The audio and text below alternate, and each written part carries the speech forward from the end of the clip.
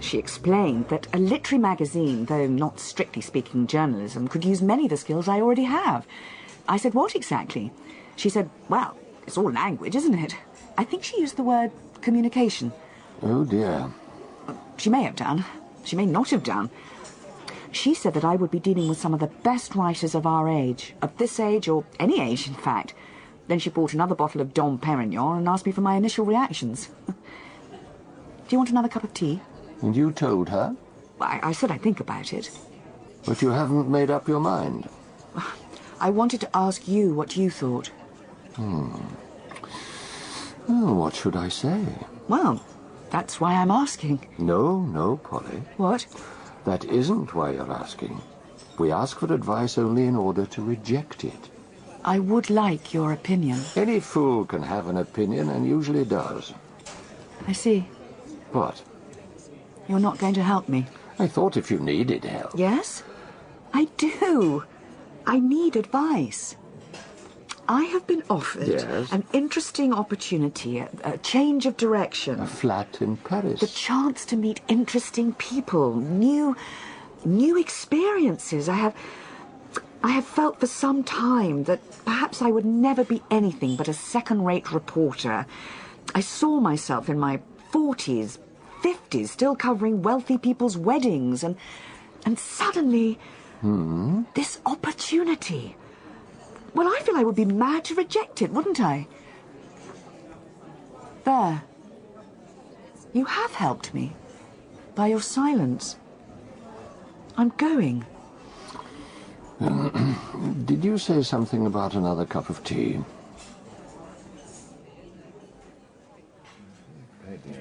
John. What is the thing? John. At rock bottom. I mean, what is the thing? Don't you think it's time to go? The thing, Walter, assumes various guises, but at its base, it's always the same.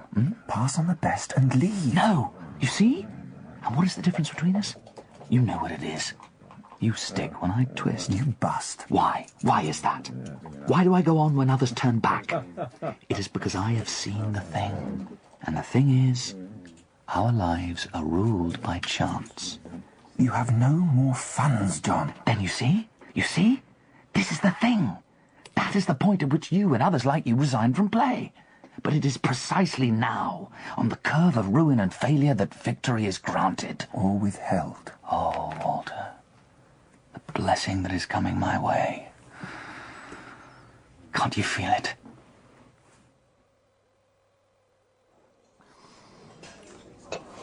So how did you leave it?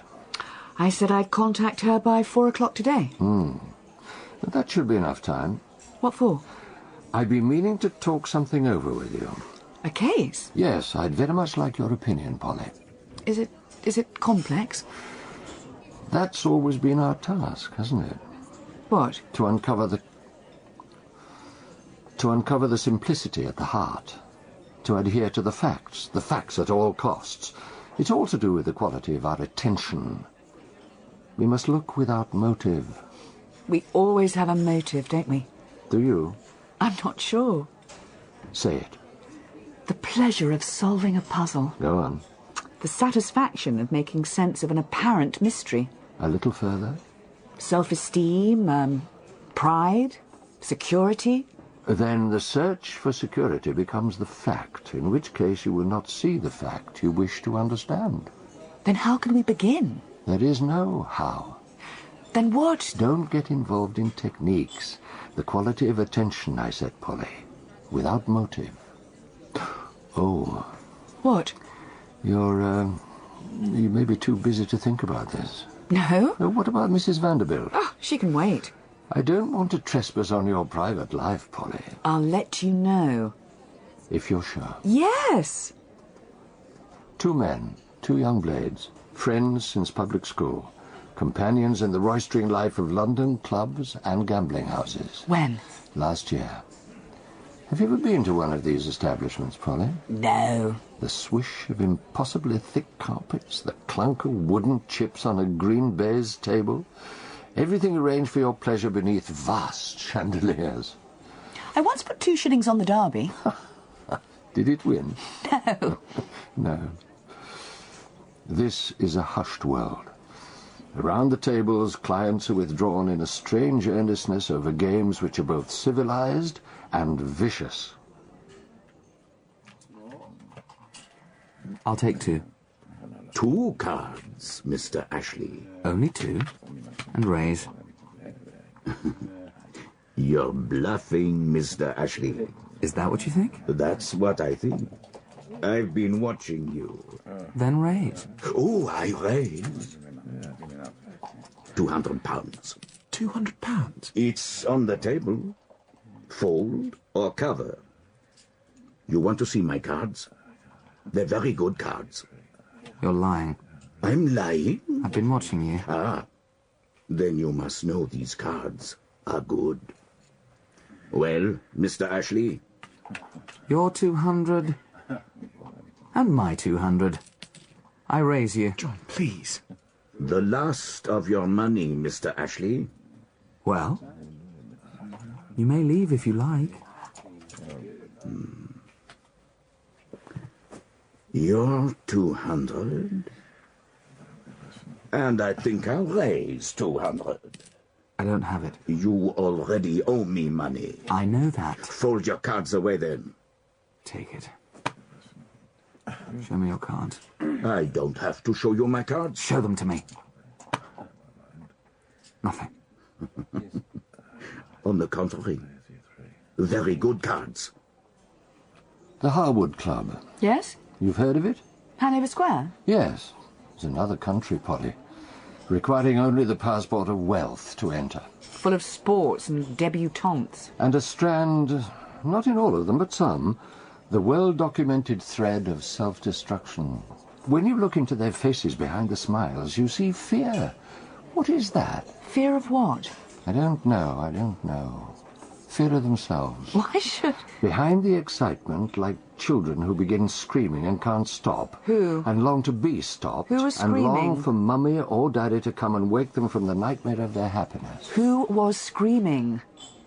Their victim. Help! Help me! For the love of God! Help me, someone!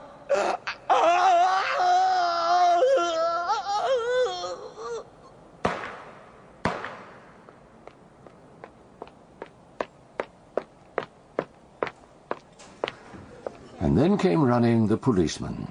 Tell me.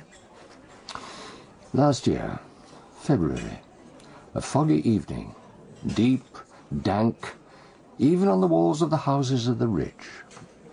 Park Crescent. Ah, very nice. At 3 a.m., residents are awoken by shouts, screams, and 2 shots. And? A body. The constable trips over it in the fog. He turns it over and shines his torch. A face both white and purple, its tongue reaching outwards like a creature from its hole, a scream frozen in the night air. Strangled? Yes. So, the shots? 2 shots. Who fired them? Who could have fired them, Polly? The murderer? Were there bullet holes in the body? No. So, he might have fired, missed, and then strangled him, or strangled first, tried to finish him off with a gun, and then missed. Yes. Or? The victim had the gun, tried to shoot his attacker, presumably missed. Any blood? No, but the pistol was there. It was a pistol, did I say? Where? On the ground by the body. The shots had attracted a few residents who stood peering over the constable's shoulder. They identified him. Edouard Latigue. Well? He'd come from the Harwood Club, walked, and was nearly home when he was killed. Was he a sport? Not exactly. In fact, he was something of an outsider. A stockbroker, wealthy. A foreign merchant? In fact, yes. You've moved on to motive now, have you? He was an outsider, and aristocracy always envies new money. So you think... A ritual slaughter, a rite of initiation by a crazed group of toffs. Little pink press for us, Polly. I'm sorry to disappoint you. Not so much imagination. Robbery? Not robbery. Monsieur Latigue had been very lucky on the blackjack table. Now, when he left the Harwood, he was carrying the best part of £6,000. And when they found him? His pockets were empty. Oh. You're disappointed? It's so banal. Well, nonetheless, a man wins a large sum of money at a casino. The club is crowded, and many people see him pocket his winnings and leave the club. When was that? At 2 a.m. So the suspect was either in the Harwood that night or was tipped off by someone in the club. Why? Yes? Why were there shots fired? The wrong question at this moment, Pauline. Whose gun was it then? Yes. Well? It belonged to a man named John Ashley. John, out. I just want to say... No! I just want to speak to him. Can I do that? Let him. Let me, do you hear? Latigue, how much do I owe you? I haven't counted. Count. You want me to look at my book? Yes. Is that what you want? You want to be sure how much you owe me? You see? 15. It can't be. £1,500. No. You asked, that's what it is. Come on. He's lying. Mr. Ashley, All right. I'm not calling the debt in. Just yet. No? I'll tell you what. What about this? I'll be frank with you. I do not have access to those funds. No. I do not. It is not a case of asking my father, because my father would say no. You see? Here's an offer. We make one last bet. On anything. Oh, Mr. Ashley. Yes? If you win, you can decide what you want. It's an offer. If I win, I can have what I want? Yes. I've got what I want. Why don't we go? Because I'm offering him... You're not offering me anything. What do you want?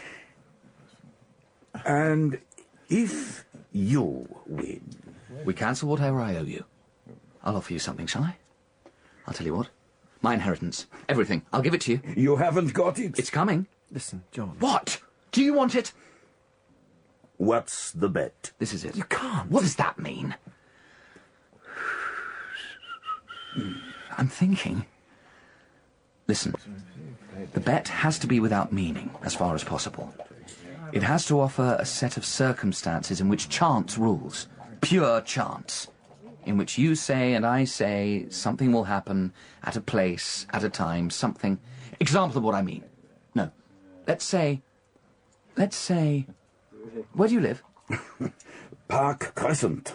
Are you going there when you leave here? Oh, what is it? You don't want to tell me? Oh, I'm going home, so... All right. A place. A set of circumstances I will give if I think of it. And you choose the time. Now. The fog. This evening, yes? So? It comes and goes.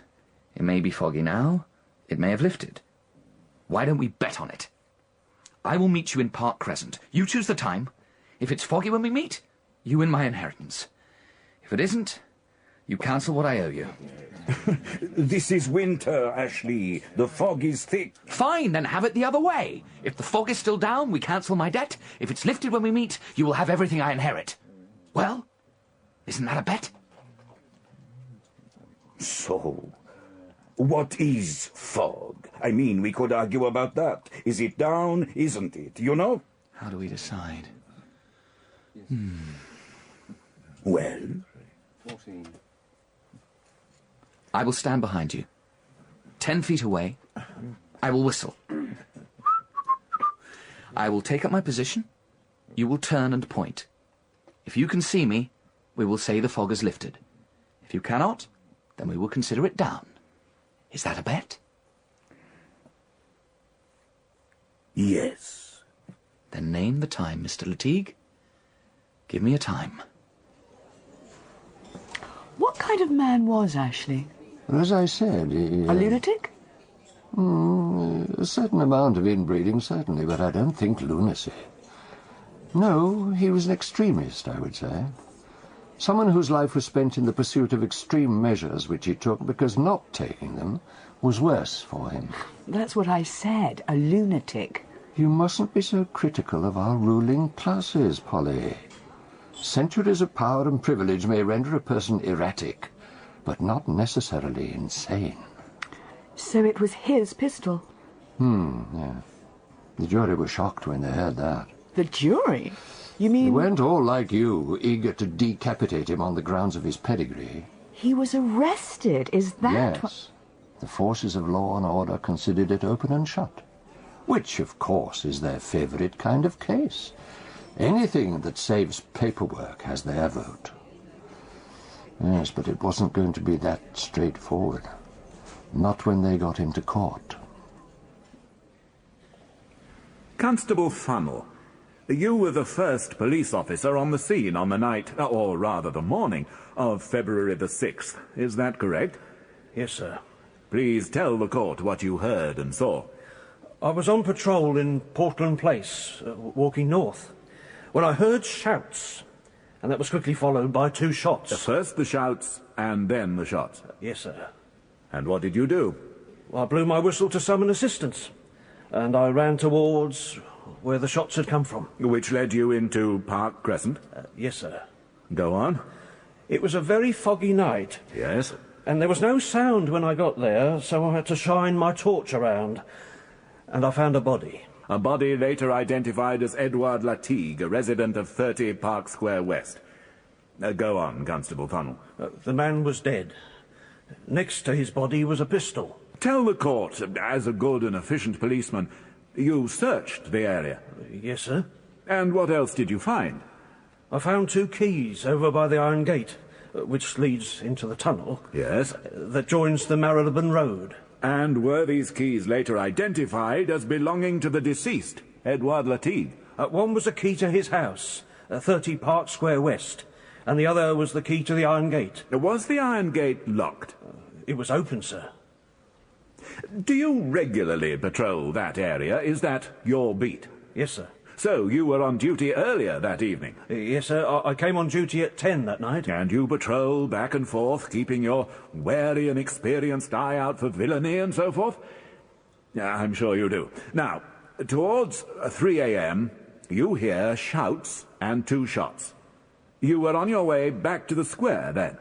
Yes. And presumably you'd already been through the square several times that evening? Every half hour. So you were there at 2:30 or thereabouts? Yes, sir. Please tell the court what you heard. I was leaving the square, going south, when I picked up the sound of a man's voice. Coming from the square? That's right. I looked back and I could see 2 men together, standing close and talking. You could hear them talking?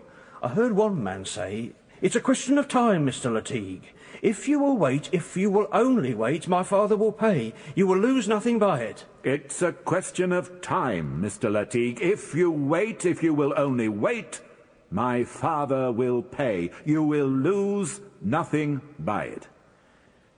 And the other man, you heard his reply? Well, I'd moved on by then, sir. I don't know what the other gentleman said to him.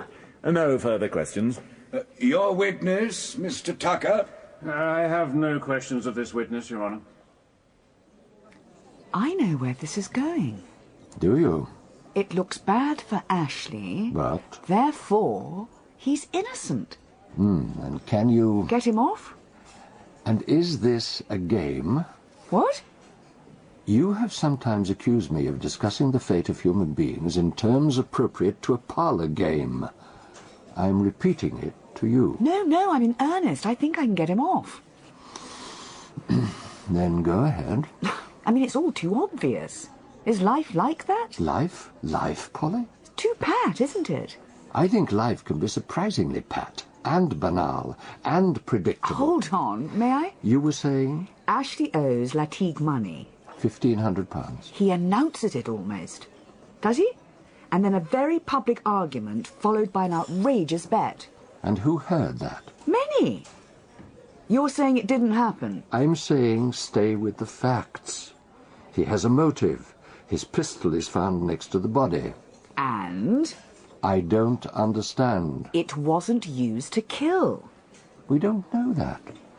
It was fired twice. He gave it to Latigue, didn't he? Did he? Didn't he? Only Hetherall was close enough to see. Why would he invent that story? Many reasons. To protect his friend, for a start. Is that what you're saying? Why so fast, Polly? Fast? I sense an over-hasty approach. I said I was in earnest.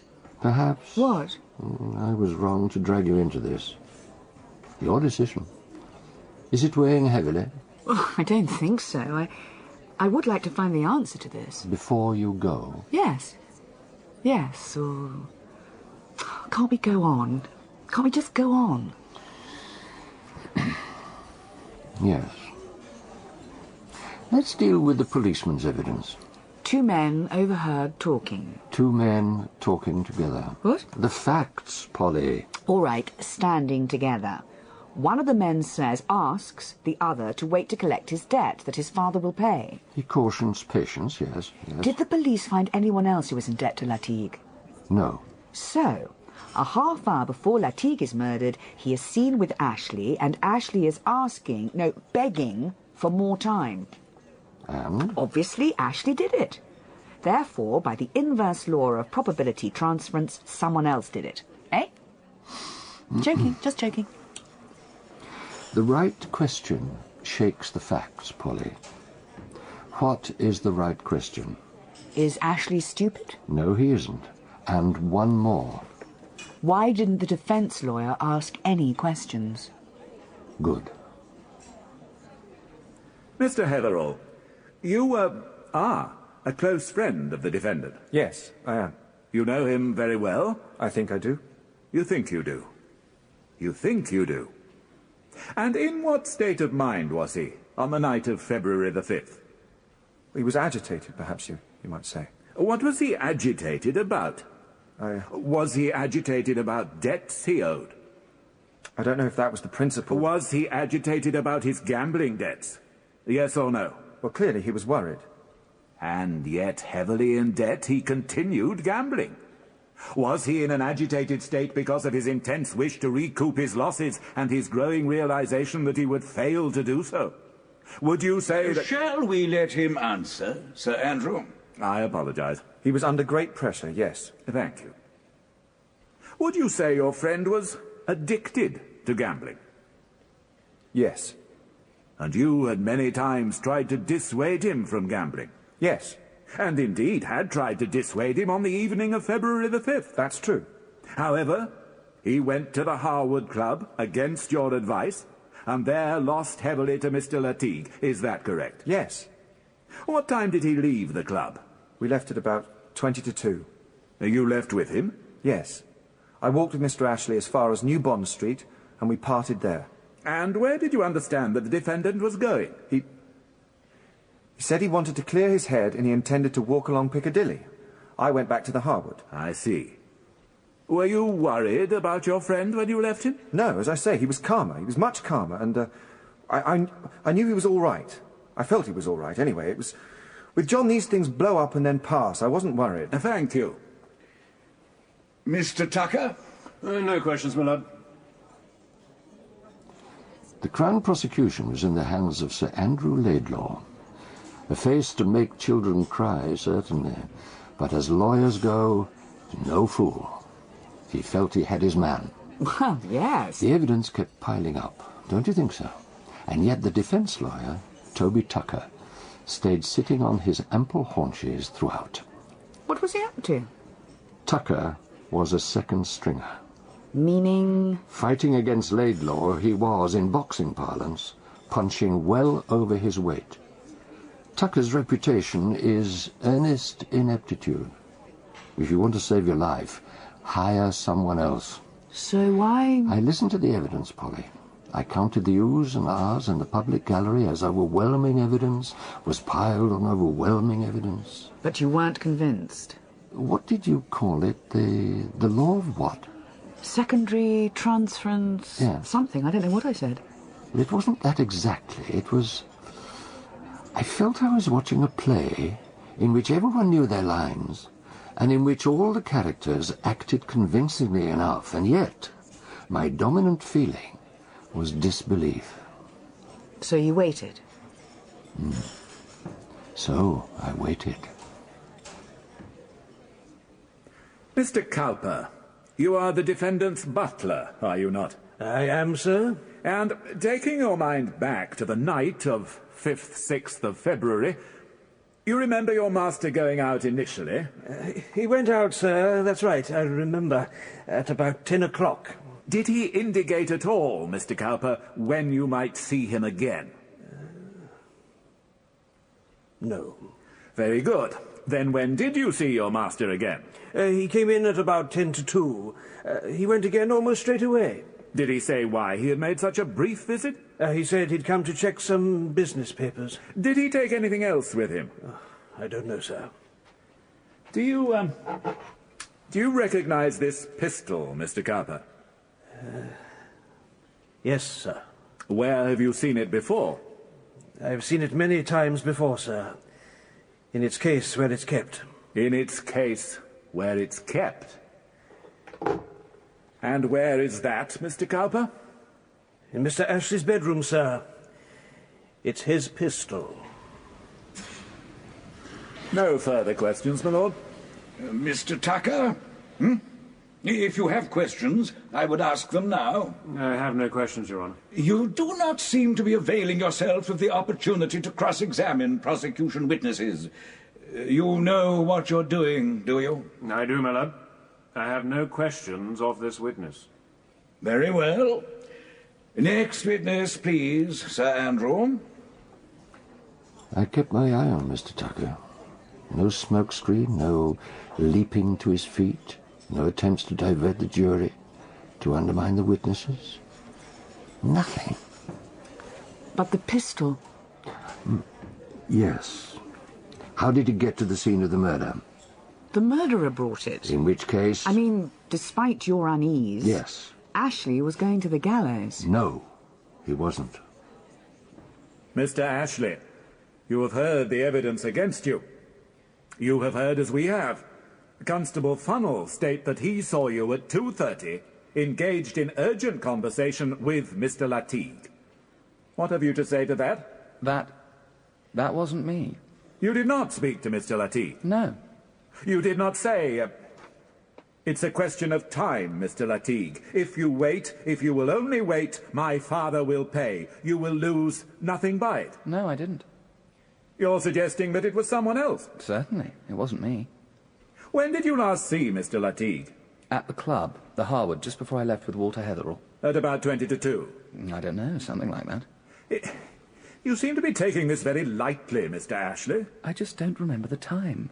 My friend said 20 to 2. Fine. And that was the last I saw of Latigue. You did not see him later? No. You did not intercept him on Park Crescent? No. Did you argue with Mr. Latigue? When? At any time? Yes, we... About what? About money. He wouldn't let me gamble. You owed him money? Yes. He was within his rights to deny you play. You are obsessed with gambling, aren't you? If you cannot gamble, you become incensed. Don't you, Mr. Ashley? Not exactly. Mr. Latigue prevented you from doing the one thing you love, the one thing you live for. You became angry. Yes. You became violent. No. You wanted to kill him. To kill him would give you his winnings, would turn your loss into gain. It would cancel your debt. But above all, it would allow you the sweet pleasure of revenge on a man who had thwarted your obsessive passion for gambling. No. After parting from your friend in New Bond Street at about 10 to 2, you hurried home. You told your butler you had come to check papers, but in fact, you had come to arm yourself. No, that isn't true. You hurried back to Park Crescent, and under cover of the fog you attacked Mr. Latigue and strangled him. As he was dying, he screamed out in his terror for help, but you showed him no mercy. You took out your pistol, you shot at him, twice. Missing both times, and fearful, hearing the alarmed calls of residents and a policeman's whistle, you dropped the pistol and fled. You made off with the money into the night, sparing not one thought for your victim. Is that not true? It is not true. I put it to you that it is true. That you committed this callous and calculated crime with one motive only, financial gain. And carried out your plan... No. And carried it out, I say, without mercy. Without feeling and without remorse. I I didn't do it, you know. I didn't exactly rejoice at his existence. I mean, I owed him money. I didn't kill him. Can you explain this? How did your pistol, it is your pistol, isn't it? Yes. How did your pistol come to be lying on the ground next to the dead body of Mr. Latigue? I gave it to him. You gave it to him? Certainly. In the club. I had it with me. I often carry it with me when it's foggy. I gave it to him. To protect himself. You were concerned for his safety, is that your story? I gave it to him. And the shots, the 2 bullets fired? I imagine he tried to use it to defend himself. You wish us to believe that you were so concerned for the health of a man you despised that you gave him your gun? That's what happened. The contempt you showed for your victim's life, you now show for the credulity of this court. I have no further questions for this man, your lordship. Do you intend to question your client, Mr. Tucker?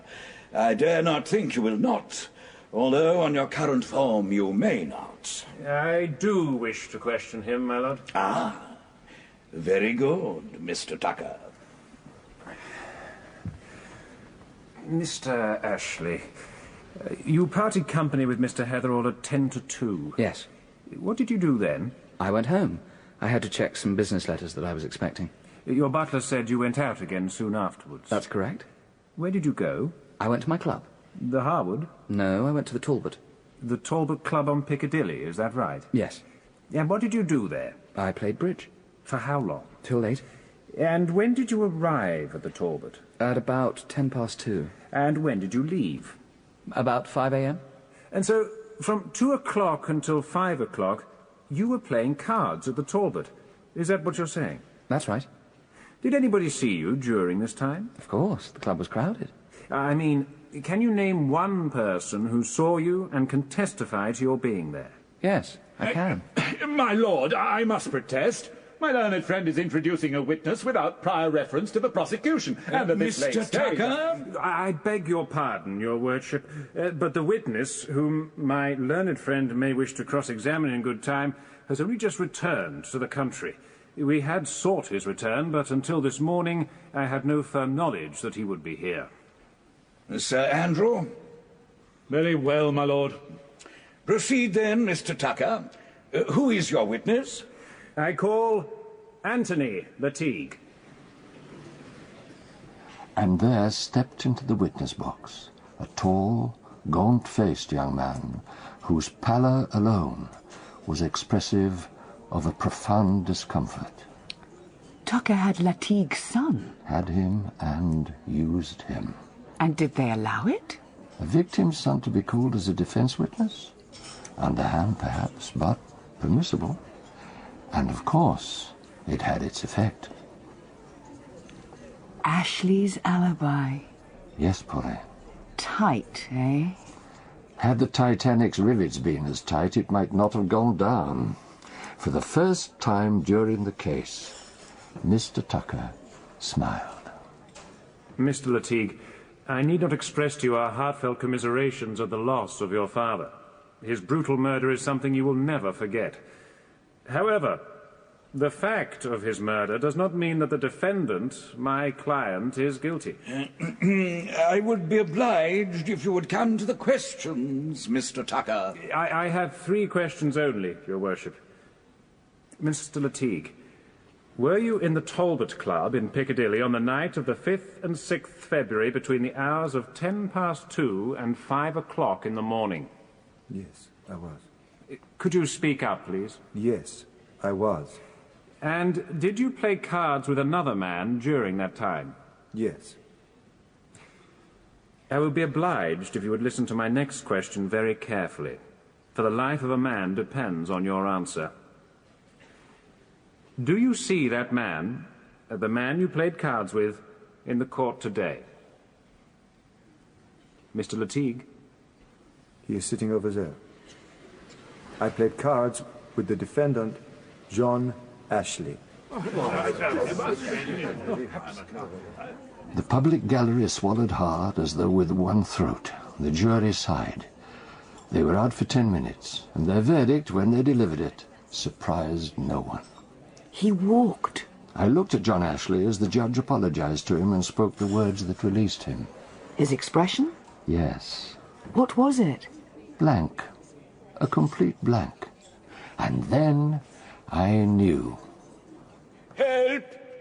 Help me! For the love of God! Help me, someone!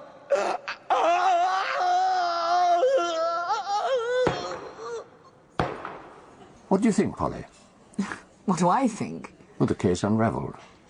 Now, either a guilty man had been released, in which case how was it done, or someone else did it, in which case who and why. You said you saw something.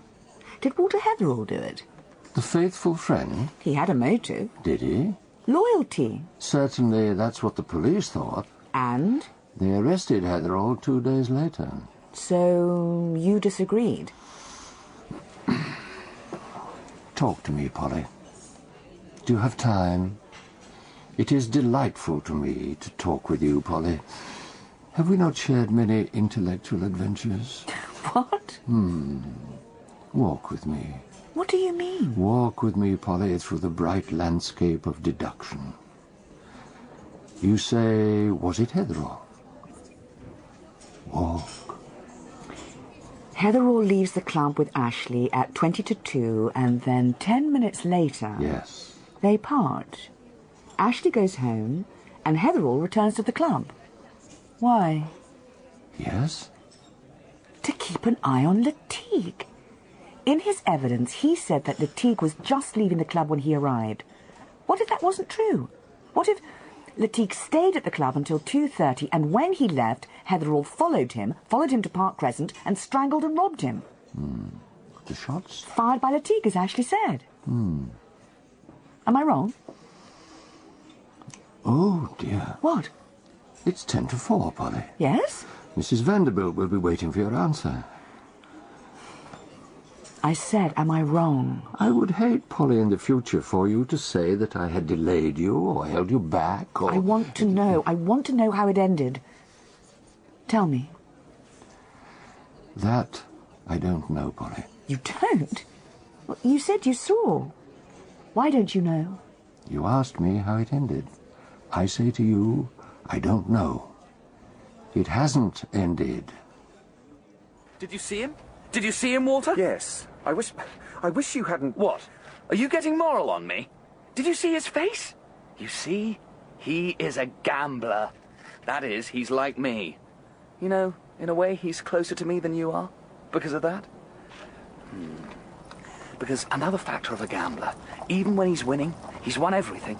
If someone puts a proposition to him, put it his way, a bet, he can't help but be interested. You see, it isn't after all the winning. It isn't about accumulation of money. Did I say that? It's about the quivering thrill of taking an action whose end you cannot see. Makes you feel alive. Something we could say we did. One thing. We took a chance. We were not ordinary. What is it?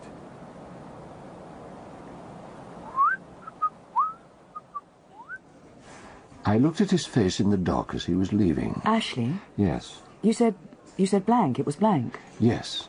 The whole time. He had worn it the whole time. He knew he was going to go free because of the alibi. No, I mean something else. He was hidden, hiding, withdrawn in a world we could not imagine. Polly, I knew then that he had planned it all. I did not know how. He was in the Talbot when the murder was... I mean, Latigue's son, for heaven's sake, was his witness. I don't... That's right. He would have needed an accomplice. So Hetherall was involved? Yes. Though I don't think he knew he would end up in the courts. Tell me. Ashley and Hetherall left the Harwood Club together. Murder. Wouldn't that raise us to the ranks of the truly exceptional? We'd be found out. No, listen. We walk up to Bond Street. Then you come back here, where you'll be seen. I will go home and let Cowper see me. I will get my pistol. But I mean, they'll know. Who else wants to kill Latigue? Exactly. I will be the suspect. I must be the suspect. I must be arrested and tried. I will give them the evidence. My pistol, fired and left by the body. Don't you see? Oh, Walter, we will be kings of the moment, won't we? We will be princes. Then who will... And don't worry. If you're going to worry, then you can't play. I'll do the killing. I'll kill him. And then afterwards, you will bring him back to life. What do you mean? You will lift him up and hold him and talk to him, just as the constable passes by, who will mark the time. He will then tell the court that he saw Latigue alive at 2:30. I will be in the Talbot Club. At 3 a.m., you will fire 2 shots and begin shouting. You will drop the gun and let yourself into the tunnel to Marylebone Road. You see? Isn't it perfect? Walter? Perfect. Yes. The bet that Ashley had made with Latigue in the club played its part. I have no doubt that Latigue gave the time 2 a.m. when they would meet and examine the weather. And that night, no doubt, as Ashley knew, Latigue's son, the star witness, would be in his club, the Talbot, where Ashley would find him and play cards with him, having only just strangled his father. And Hetherall, challenged in his dullness, as Ashley knew, went along, not foreseeing that he would be arrested. But Ashley knew. Oh, yes. That mask is capable of anything. Why did he do it? I don't know. To see if he could. Is that an explanation? And Hetherall will hang? Probably. But won't he tell the police? What? That he and Ashley conspired together to kill Latigue? But Ashley has already been tried and released, and cannot be tried again. So... I don't think Hetherall will leave it there. What can he do from the condemned cell? Prisons reflect the society that has created them, Polly. Money talks there, as elsewhere. I suspect he'll buy his revenge before he hangs. Gosh. Oh, dear. Now what? It's gone 4. Mrs. Vanderbilt? Yes. Well... What will you do? Where's the cake you ordered? Don't say Gillian's let you down. Ah, Polly. I'll be right back.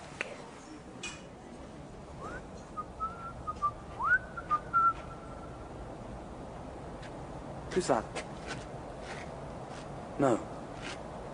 No! Help! Help me! Oh, no!